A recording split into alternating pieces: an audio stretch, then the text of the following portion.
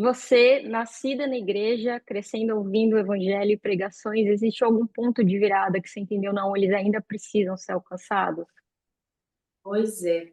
Eu vou contar um pouquinho antes sobre isso. Ok, Porque eu estava começando a falar que nasci numa casa que também amava Israel, e mesmo sem ter muito entendimento, tá bom? Porque o amor, às vezes, a gente não explica, né? sim.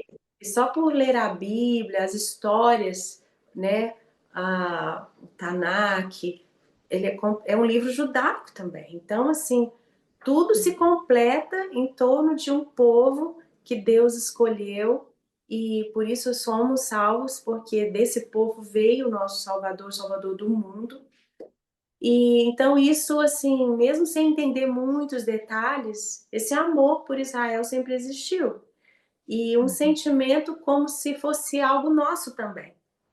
Então, muitos cristãos que viajam, né? Eu até vou embarcar para uma caravana daqui a pouquinho para Israel, depois da guerra. Estou muito feliz, vai ser a minha primeira vez em 3 anos e eu já fui, até agora eu conto 15 vezes. Quero continuar contando, somando aí esse número, se Deus quiser. Mas o meu pai, então, mesmo sem me instruir muito, sem ter muito entendimento para me passar, ele transmitiu esse amor.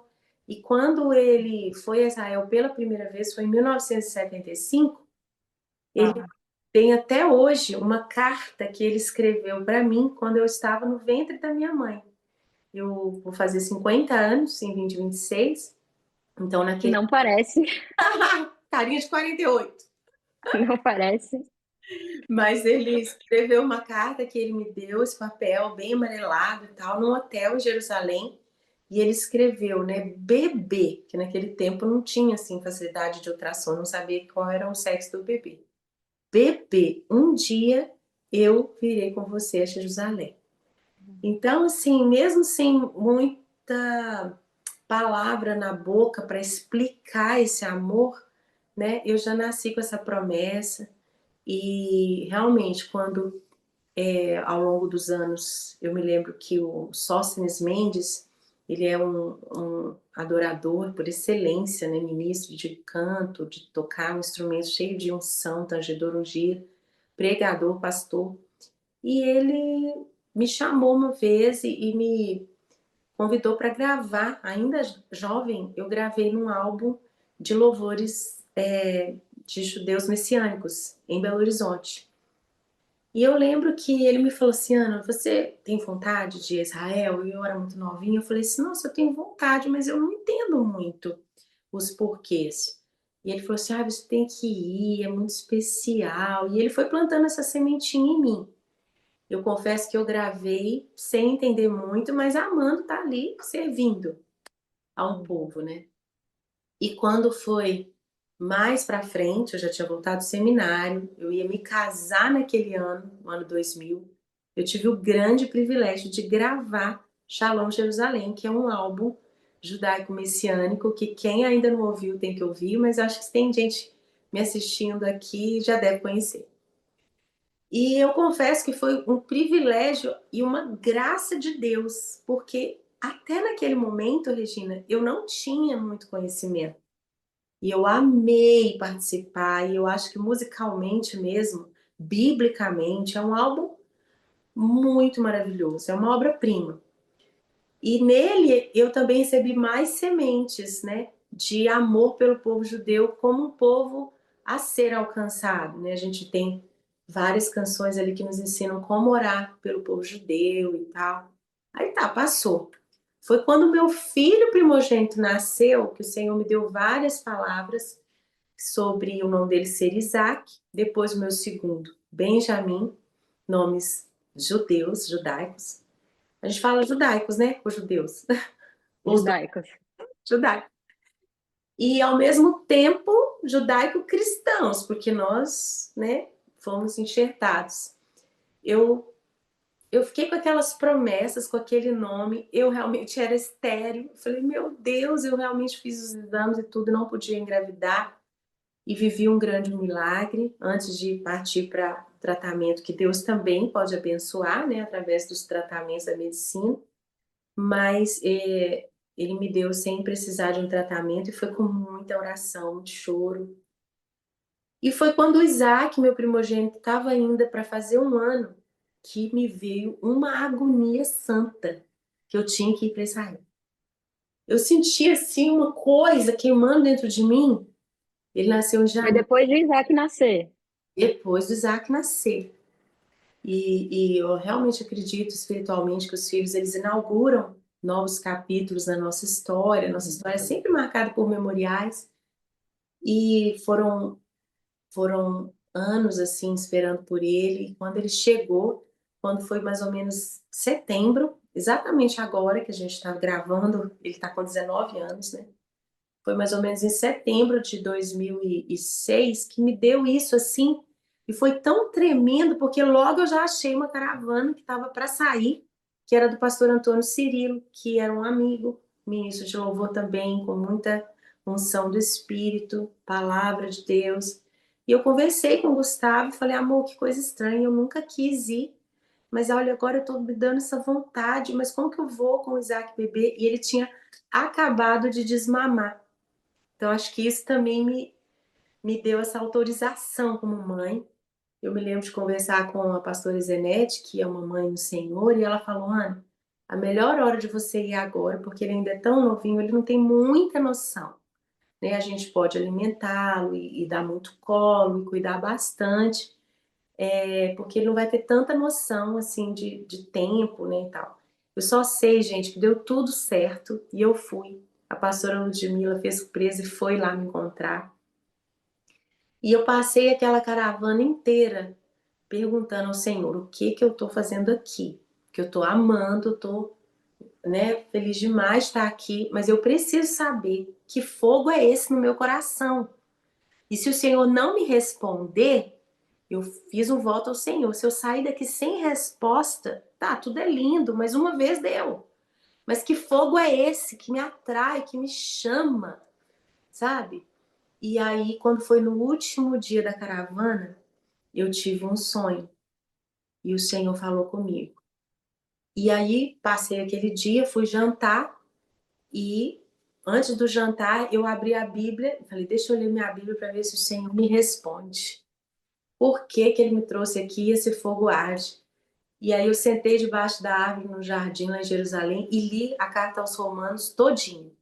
Eu li Paulo falando sobre Israel, que é a carta mais nítida, né? Para nós, gentios, entendermos Israel e Israel hoje, no plano de Deus, mesmo tendo rejeitado ao Senhor, dentro de um plano soberano, né? Israel foi endurecido brevemente e a sua glória vai ser ainda maior quando seus olhos se abrirem e que nós não podemos nos vangloriar, né? Nos ensoberbecer.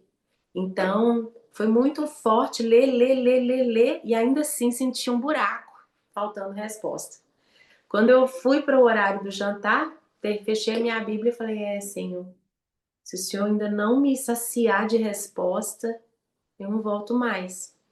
Mas se o Senhor ainda tem algumas horas para falar comigo, se o Senhor me responder, eis-me aqui para Israel, eis-me aqui para o povo judeu. Então a Índia já tinha acontecido, a missão DT, vários outros projetos, já tinha gravado, tivemos várias iniciativas missionárias em outros países. Eu gravei em turco, gravei em albanês, gravei em polonês, já tive na Rússia.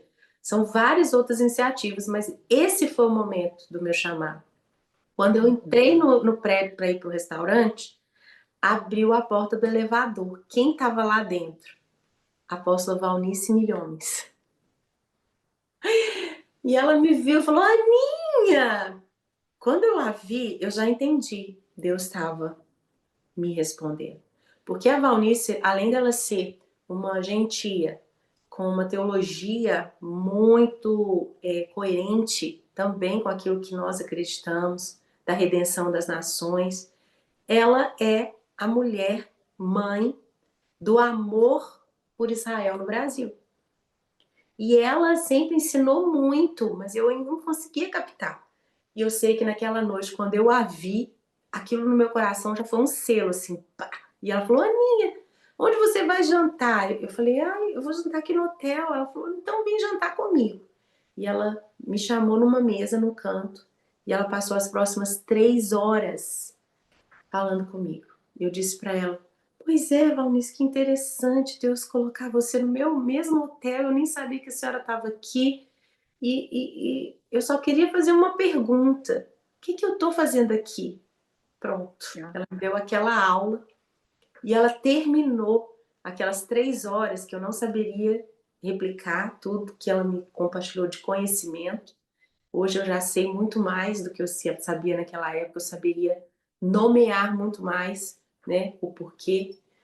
Mas ela terminou falando um testemunho. Ela disse que naquele dia ela estava no Museu de Israel e ela na época estava fazendo um doutorado na Califórnia. Então ela nem uhum. estava em Israel com brasileiros, ela estava com uma caravana de coreanos que pediram para ela ser a anfitriã. E ela estava só falando inglês na caravana, e nesse momento no Museu de Israel, o guia judeu, ainda não crente no Messias, Yeshua, talvez até hoje já até seja, né? Ele falou com ela assim: ah, a senhora é brasileira? Quando ele percebeu que ela era brasileira, ele falou assim: que interessante, eu ganhei um presente. Desculpa que meu cachorrinho tá animado ali fora. Eu ganhei um presente de uns brasileiros que me deram um CD de uma moça do Brasil. E eu não entendo nada que está sendo cantado, mas eu escuto todo dia no meu carro. Na época que você colocava CD físico nos carros. E esse judeu falou para ela assim: eu não sei explicar, mas eu escuto todos os dias e todos os dias eu choro. E ela disse que naquela hora ela sabia que era eu, ela descreveu e realmente era o meu álbum. E ela falou assim que naquela tarde, ela disse: eu vou falar com a Ana, que Deus deu para ela uma voz para rasgar os céus de Israel e para rasgar o céu do coração do povo judeu.